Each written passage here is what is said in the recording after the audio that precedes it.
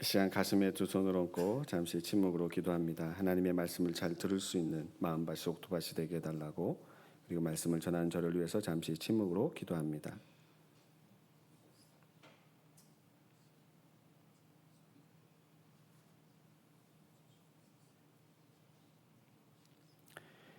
사랑의 하나님, 어지러운 세상 속에서 살다가 이 시간 하나님의 말씀을 사모하며 주의 존으로 달려 나왔습니다. 저희들의 어지러운 마음밭이 하나님의 말씀에 씨앗이 뿌리내려 30배, 60배, 100배의 결실을 맺을 수 있는 옥토밭이 되도록 경작하여 주옵소서. 부족한 종의 입술을 주님께서 주장하사 하나님의 말씀에 씨앗만이 뿌려지는 귀하고 복된 시간 되도록 함께하여 주옵소서. 우리와 함께 하시는 우리 주 예수 그리스도 이름으로 기도드립니다. 아멘. 옆에 있는 분들과 사랑합니다 인사하시겠습니다. 사랑합니다.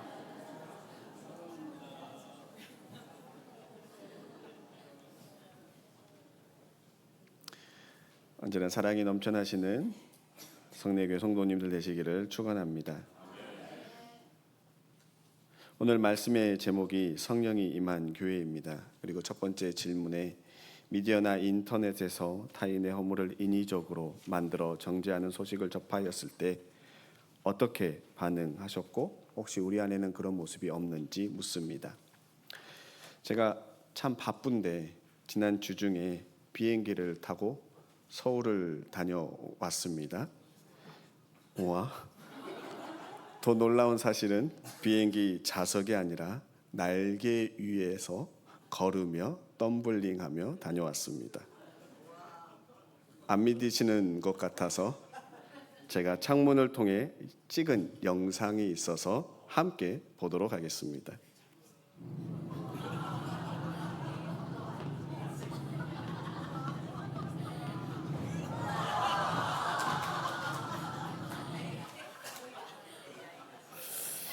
이제 좀 믿으시겠습니까? AI 시대에 제미나이에게 제 사진을 넣고 이 사람이 대한항공 비행기 날개 위에서 걷고 덤블링하는 모습을 비행기 안에서 창문을 통해 보는 것으로 영상을 만들어줘 하니까 한 1분 되니까 저 영상을 만들어 줍니다. 좀 초보가 하는 것이라 좀 어색하고 좀 누가 봐도 현실감이 떨어지는 영상이기 때문에 가짜라는 걸 압니다. 그런데 AI를 정말 잘 다루고 영상 편집의 전문가가 인터넷에 올라온 제 음성을 따고 제 사진을 넣어서 북한 인민광장이나 북한에서 설교하는 영상을 만들어 올리면 여러분들이 그 모습을 보면 어떨 것 같습니까? 제가 아무리 아니라고 이야기해도 봤는데요, 인터넷에 있던데요 라고 이야기를 하면서 믿지 않겠습니까? 적어도 이 영상을 보고 설교 끝나고 우리 목사님이 비행기 위에서 덤블링하며 다닌다라고 이야기하지는 않을 것 같지만 오히려 인터넷에서 흔히 말하는 딥페이크 영상이 만들어지고 통용이 되면 어떤 세상이 될 것 같습니까? 실제로 일어난 일입니다. 1년 전 고 김세론 씨의 죽음에 관련하여 배우 김수현 씨의 열애설이 터졌고 언론과 네티즌들은 배우 김수현 씨에 대해 악의적인 기사와 댓글을 수도 없이 달았습니다. 일부에서는 극단적인 선택만 하지 않기를 바랬을 정도로 그 정도가 너무나 심했습니다. 하지만 그 당시 배우 김수현 씨는 반드시 진실을 밝히겠다라고 인터뷰를 했고 그것조차 믿지 않았던 사람들이 많았습니다. 하지만 1년이 지난 지금 그 모든 내용이 가짜 뉴스로 판명이 됐습니다. 가짜 뉴스로 판명이 된들 1년 동안 김수현 씨가 보낸 세월은 참으로 끔찍한 시간들일 겁니다. 김수현 배우와 관련된 카카오톡 대화를 교묘하게 편집했고 AI 음성 조작 기술을 활용하여 딥페이크 음성을 만들어 유튜브에 올렸던 유튜브 채널 가로세로 연구소의 대표는 구속이 되었습니다. 오늘날 한국 사회에 정치적 양극화가 심화된 현상 중에 가장 큰 이유는 유튜브에 올라온 영상을 무분별하게 시청하고 믿는 데에서 일어난 겁니다. 유튜브 영상이 진실만을 이야기한 것이 아니라는 걸 알매도 불구하고 잘 분별해서 들어야 함에도 불구하고 분별하지 아니하고 무조건 듣고 무조건 믿게 되면 이 사회는 더욱더 심각해질 겁니다. 특별히 그리스도인인 우리는 그러한 음성에 현혹되기보다는 하나님의 말씀을 붙들고 기도할 수 있기를 소망합니다. 우리 교회 안의 모습, 우리 교회뿐만 아니라 전국에 있는 교회들의 모습을 보면 어떠하다고 생각하십니까? 교회 안에 서로를 비방하기 위해서 딥페이크 영상을 만드는 일은 없을 겁니다. 어떤 그리스도인들이 그와 같은 행동을 하겠습니까? 하지만 누군가에 대해서 확인되지도 않고 흘린 한마디, 삼삼오오 모여서 나눈 뒷이야기, 보이지 않게 편히 나누어서 서로를 향한 굳어진 마음들이 쌓이고 쌓이면 서로에 대한 이미지에 대한 편견이 들어가고 말이 말을 낳아서 사실이 아닌 이야기가 오고 가다 보면 어쩌면 이러한 내용들은 딥페이크 영상보다 더 무서울지도 모릅니다. 우리가 고백하는 함께하여 회복하고 사랑으로 섬기는 행복한 성례교회가 되기 위한 진짜 모습은 무엇이라고 생각하십니까?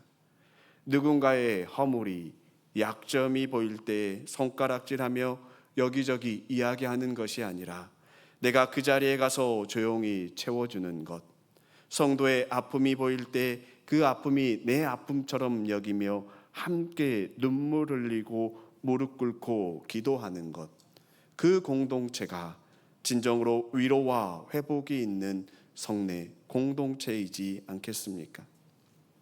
오늘 성령 강림 후 첫째 주일 우리에게 주어진 세 본문, 민수기 11장과 누가복음 12장 그리고 사도행전 2장 말씀은 성령이 임한 교회의 공동체의 모습이 어떠해야 하는지 말씀해 주고 있습니다. 민수기 11장은 예수님께서 이 땅에 오시기 전에 하나님께서 부어주시는 성령의 임재, 그리고 누가복음 12장은 이 땅에 오신 예수님께서 제자들로 하여금, 그리스도인들로 하여금 어떠한 삶을 살아야 하는지, 그리고 사도행전 2장 말씀은 예수님께서 부활 승천하신 이후에 성령이 임한 공동체의 모습을 이야기하고 있습니다. 먼저 구약의 말씀입니다. 이스라엘 백성들이 시내산을 떠나 척박한 바란 광야에 이르렀을 때 그들은 또다시 원망을 합니다. 하늘에서 매일 내리는 신비한 만나를 먹으면서도 왜 우리에게 고기를 주지 않느냐, 고기가 없냐라고 통곡합니다. 그들을 이끌고 간 지도자 모세는 너무나 힘들고 지치고 혼자라는 고립감을 느끼며 하나님 앞에 기도합니다. 민수기 11장 11절과 14절에 모세가 하나님께 여짜오되 어찌하여 주께서 종을 괴롭게 하시나이까? 어찌하여 내게 주의 목전에서 은혜를 입게 하시고 이 모든 백성을 내게 맡기사 내가 그 짐을 지게 하시나이까? 책임이 내게 너무 무거워 나 혼자는 이 모든 백성을 감당할 수 없나이다 라고 기도합니다. 어쩌면 이 자리에 함께 예배드리는 저와 여러분들도 하나님, 저 혼자서는 이 가정의 짐이 너무나 무겁습니다. 하나님, 저 혼자서는 이 일터의 짐을 지고 가기에는 너무나 힘이 들고 지칩니다.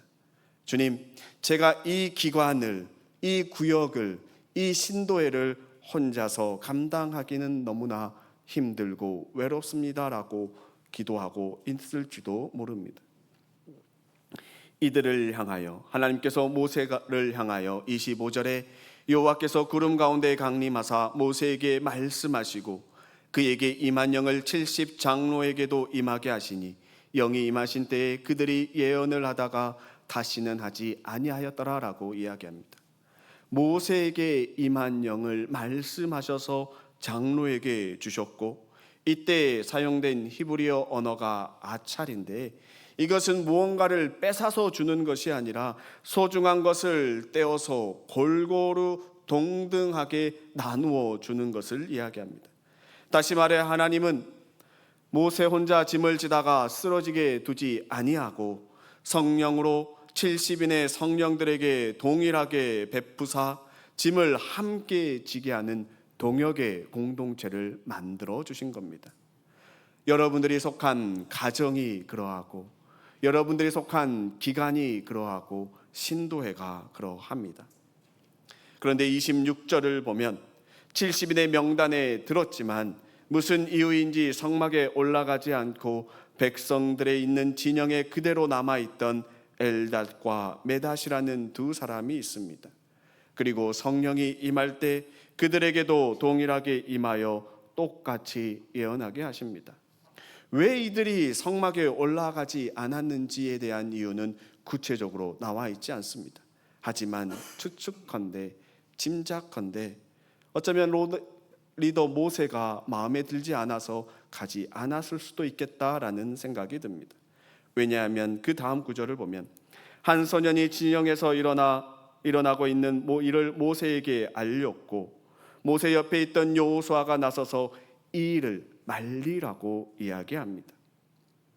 그리고 29절에 모세가 그에게 이르되 내가 나를 두고 시기하느냐 여호와께서 그의 영을 그의 모든 백성에게 주사 다 선지자가 되게 하기를 원하시노라 라고 말하고 모든 것을 품고 나아갑니다. 내 뜻에 맞는 사람들에게만 임하는 것이 아니라 모두를 품고 나아가는 겁니다. 우리 성내교회 공동체가 이러하기를 소망합니다. 함께하여 회복하고 사랑을 섬기는 행복한 성내교회가 되기 위해서는 성령님께서 모든 성도들에게 동일하게 임하며 함께 해야만 하는 겁니다. 함께 한다라는 의미가 무엇입니까? 성내교회는 담임 목회자 혼자 끌고 가는 교회 공동체가 아닙니다. 담임 목회자는 하나님께 무릎 꿇고 기도하며 교회가 나아가야 할 방향을 부지런히 여러분들에게 전하고 선포하고 성도는 그 내용을 각자의 삶의 현장에서 지켜 나가야만 하는 겁니다.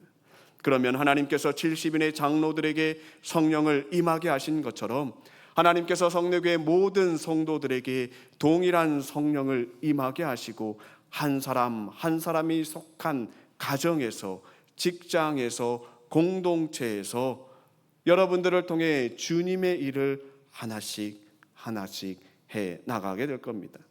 그러할 때 제주 복음화가 일어나는 겁니다. 그 순간 여호수아처럼 내 생각에 울타리를 쳐놓고 나와 뜻이 맞거나 맞지 않은 것을 구별하여 시기하고 질투하는 것이 아니라 내가 하지 못하는 귀한 사역을 감당하는 성도가 있을 때 아낌없이 격려하며 힘을 실어주고 나의 부족한 부분을 솔직히 주님 앞에 내려놓고 기도하며 주님께 함께 할 수 있게 해달라고 기도하는 것, 이것이 바로 함께하여 회복하는 사랑의 공동체인 줄로 믿습니다. 우리 모두가 세상에서 부끄럽지 않은 그리스도인으로 당당하게 살아가는 것이 잘 알다시피 쉽지 않습니다. 왜냐하면 성령 안에서 서로의 짐을 지고 세상 밖으로 한 걸음 나아가면 세상은 결코 우리를 가만두지 않기 때문입니다. 우리가 살고 있는 이 제주 땅을 바라만 봐도 사방에 불교의 뿌리가 깊고 무당 문화와 미신이 많고 어쩌면 집안 안에 제사 풍습이 여전히 남아있는 가정들도 있습니다. 영적 환경이 나와 함께 하시는 주님과 함께 한다라는 것을 우리가 시인하지 아니하고 내가 예수 믿는 사람입니다라고 당당하게 드러내지 아니하고는 살아갈 수 없는 사회인 줄로 믿습니다. 그리고 그에 맞는 말과 행동을 우리가 해야만 합니다. 왜냐하면 주님께서 누가복음 12장 8절과 9절에 내가 또한 너희에게 말하노니 누구든지 사람 앞에서 나를 시인하면 인자도 하나님의 사자들 앞에서 그를 시인할 것이요 사람 앞에서 나를 부인하는 자는 하나님의 사자들 앞에서 부인을 당하리라. 여기서 시인하다라는 것은 호몰레게오로 세상의 압박 속에서도 주님의 말씀과 가치를 내 목소리로 똑같이 동의하고 고백하다라는 의미가 있습니다. 당시 유대 사회에는 예수를 메시아라 시인하는 것은 회당에서 쫓김을 당하는 것이고 경제적, 사회적 죽음을 준비해야 하는 것을 의미합니다. 그런 환경 속에서도 그리스도임을 고백하고 시인할 때 주님께서 함께 일하신다라는 겁니다.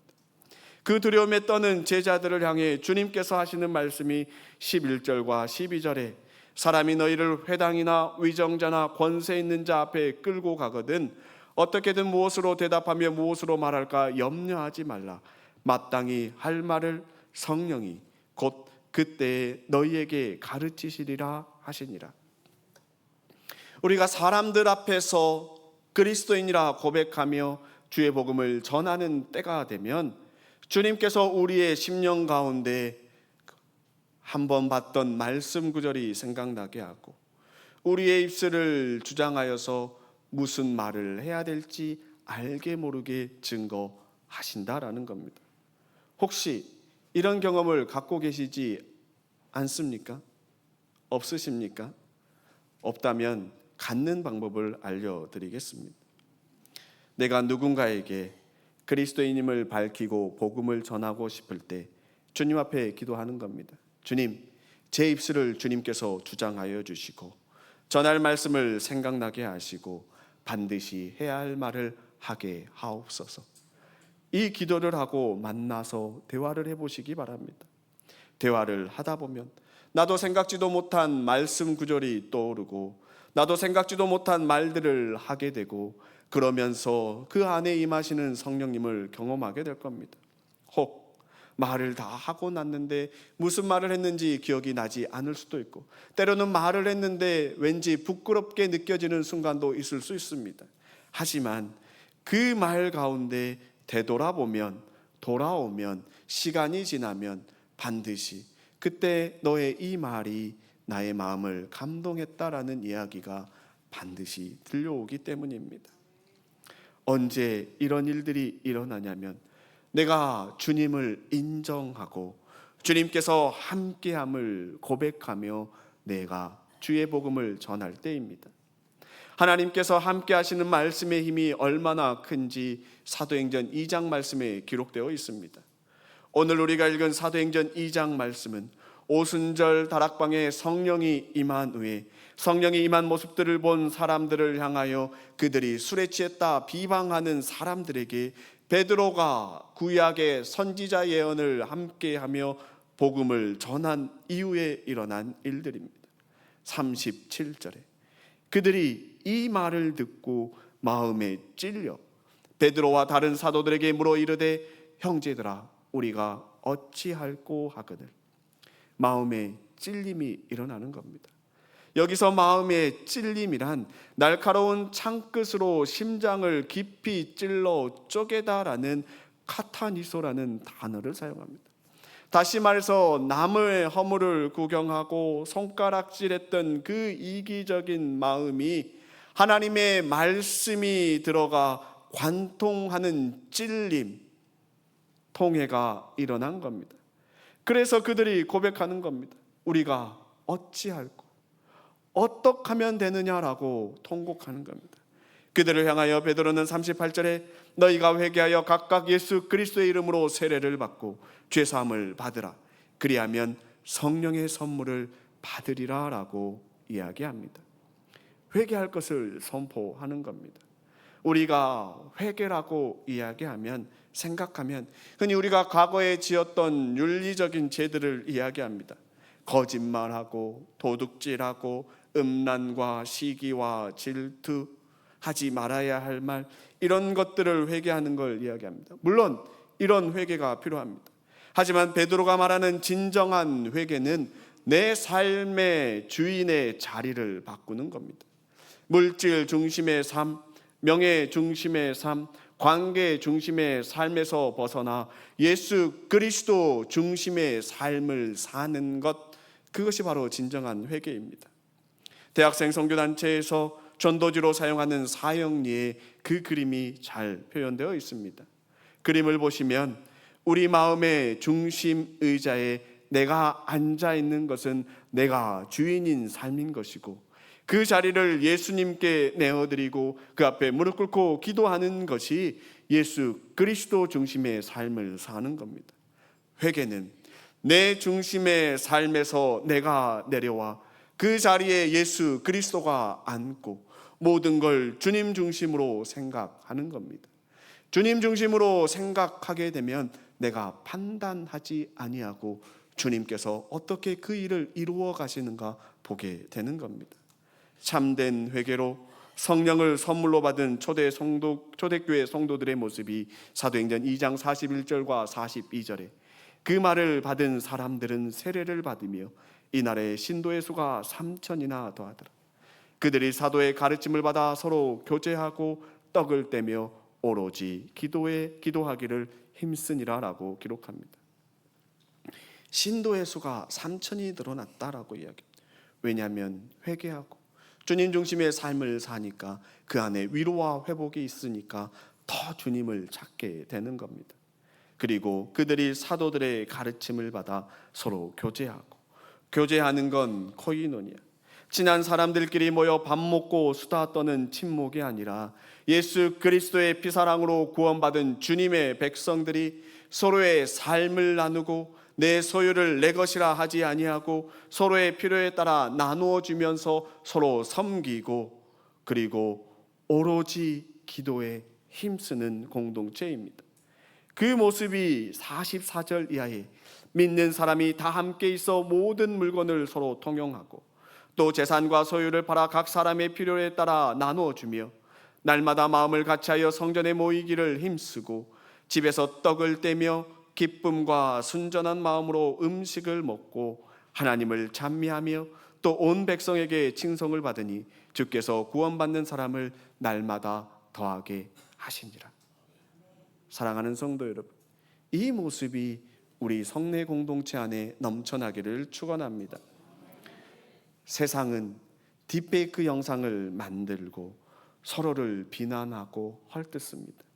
다른 사람의 사생활에 대해 이야기하기를 좋아하고 사실이 아닌 거짓을 부풀리며 대화하기에 세상에서는 내 이야기를 하고 싶어 하지 않아 합니다. 그런데 이 모습이 교회 안으로 들어오면 서로에게 깊은 기도 제목을 내놓고 기도해야 되는데 내놓을 수가 없습니다. 왜냐하면 그 뒤에 무슨 이야기가 어떻게 들려올지 두렵기 때문입니다. 성령이 임한 교회는 혼자서 그 모든 것을 감당하지 않습니다. 내가 속한 구역, 내가 속한 신도회, 내가 속한 가정, 내가 속한 교회 공동체에서 그 모든 걸 혼자서 감당하지 않습니다. 하나님께서 함께하여 하나가 되게 하는 것, 함께하여 회복하고 사랑으로 섬기는 행복한 성례교회를 바라보며 함께할 수 있기를 소망합니다. 세상을 향해 자신 있게 내가 그리스도인임을 말하고 우리 안에 함께하시는 성령님을 내가 만나는 자들에게 전하는 겁니다. 내가 전할 때 내가 전하는 것이 아니라 내 안에 계신 성령님께서 말하게 하시고 그 말함으로 하여금 듣는 자에게 찔림이 있게 하시고 변화된 삶으로 함께 신앙 공동체를 이루어갈 때 세상에서 힘들고 상처받은 자들이, 홀로 있다 우울한 자들이 주의 전에 나와 함께 회복되는 은혜를 누리는 성례 공동체가 될 수 있기를 축원합니다. 그 중심에는 내 중심이 아니라 예수 그리스도 중심의 신앙 생활이 있습니다. 바라옵기는 우리 모두가 성령 충만함으로 기도에 힘쓰는 공동체가 될 수 있기를 소망합니다. 나와 조금 생각이 다른 성도가 있으면 선을 긋고 벽을 쌓는 것이 아니라 나와 다른 달란트를 가진 그 성도님을 통해 하나님께서 어떻게 일하시는지 기대하는 저와 여러분들이 되시기를 축원합니다. 그러할 때 함께하여 회복하고 사랑으로 섬기는 행복한 교회를 주님께서 어떻게 우리 공동체를 통해 이루어 가시는지 기대하며 기도하고 서로의 모습 속에서 볼 수 있기를 소망합니다. 분명한 것은 하나님께서는 우리가 생각지도 못한 방법으로 일하시고 하나님께서는 우리가 생각지도 못한 일들이 우리 주변에서 일어나게 하십니다. 이번 한 주간 여러분들이 속한 가정에서, 교회에서, 직장에서 누군가의 실수가 보이면 판단하기보다 먼저 다가가 혼자 감당하느라 힘들었지. 혼자 하게 해서 미안하네. 이제 함께 하자. 내가 더 기도하게 함께 하자고 권내며 함께 할 수 있는 성례 공동체가 될 수 있기를 축원합니다. 그래서 한 주간 여러분들의 가정에서 안 해본 설거지도 한번 해보시고, 방 청소도 한번 해보시고, 빨래도 한번 돌려보시고, 빨래가 다 된 걸 한번 개보기도 하시기 바랍니다. 안 하실 것 같으신데요. 그리고 주일 저녁에는 함께 모여 말씀을 읽고 서로의 기도 제목을 나누고 기도할 수 있기를 소망합니다. 그러할 때 주님께서 우리의 작은 신음에 응답하시며 놀라운 일들을 행하실 겁니다. 홀로 계신 분들은 시간을 정해놓고 멀리 있는 가족들, 자녀들을 생각하며 기도할 수 있기를 소망합니다. 직장에서는 조금 다른 모습을 보이는 동료들에게 다가가고 내 안에 변화된 모습으로 한마디 건네는 한 주가 될 수 있기를 소망합니다. 마지막으로 교회 안에 내가 조금 미워하거나 벽을 쌓았던 성도들이 있다면, 없으시죠? 없어야 하는데 만약에 있다면 이번 한 주간 그들을 위해 기도하는 한 주가 될 수 있기를 축원합니다.